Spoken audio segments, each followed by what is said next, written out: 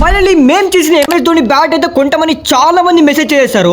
ఒకసారి స్క్రీన్ మీద చూడండి ఎంతమంది మెసేజ్ చేశారో కొంటామనేసి. 1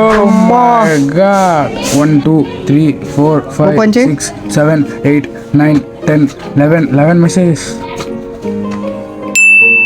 10,000 8,000 అది వచ్చేసి 1 డేలో 2 lakhs ప్లస్ వ్యూస్ అయితే క్రాస్ అయిపోయింది. బట్ మేమైతే ఆ బ్యాట్ని ఎక్కడికి సేల్ చేయట్లేదు.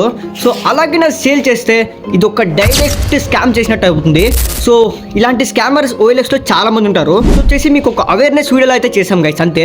సో మేము దాన్ని ఆశపడి 10,000 కానీ అట్లీస్ట్ 8,000 కానీ అమ్మొచ్చు.